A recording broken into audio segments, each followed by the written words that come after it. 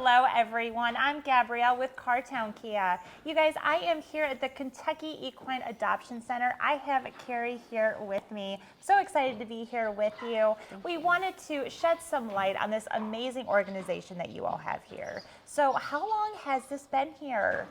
So we've been here since 2008. We became a nonprofit during the downturn in the economy. We found that a lot of people were having trouble taking care of their horses when the economy softened.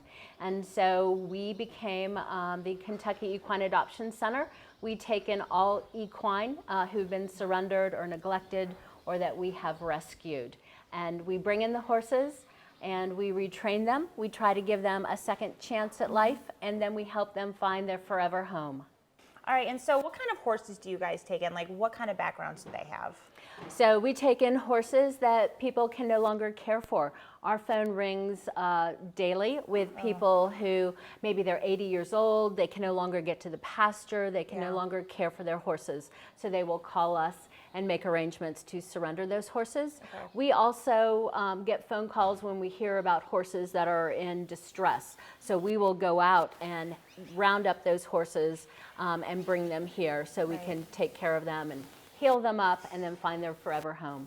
Yeah, and speaking about that, Tara and little baby Theodore, I was here the day after you guys took in Tara. She's terrified, right? She was. And we just saw her right out there in the pasture, and they're doing so well. Yeah, that's an amazing story. So we were working with our friends at the Appalachian Rescue Project, and they rescued two mares, Tara and Taz. Yeah. And after a couple of weeks, we noticed that Tara was pregnant.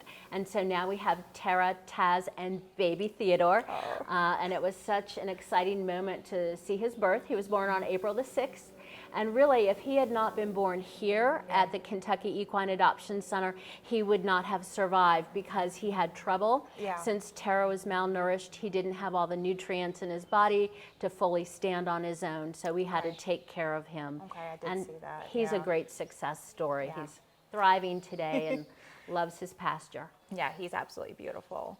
And so, you know, the main goal here is to get these horses adopted. You know, this is not their forever home. So we do want to get them home. So if somebody is looking at adopting a horse, what does that process look like?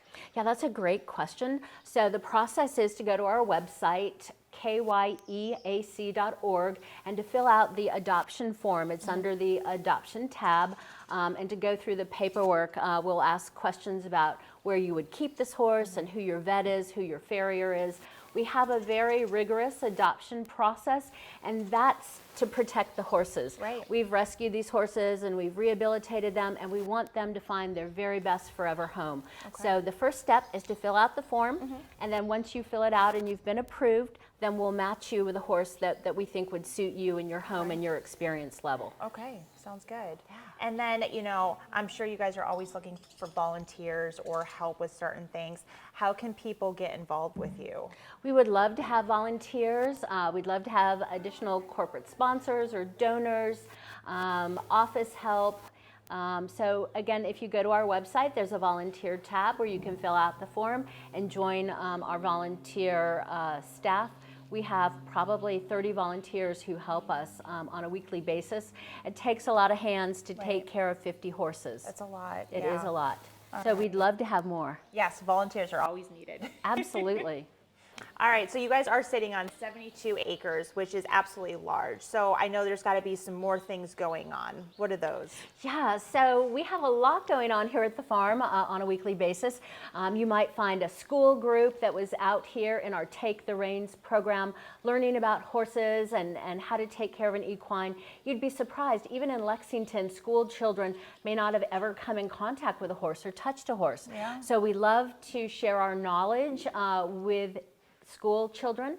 So we have those programs. We also have a program called SASH, and it's for people looking to adopt a horse, but maybe they don't really have a background in horses. So in that program, we teach them about horses, how to groom them, how to take care of them, how to put them on a lead and walk them.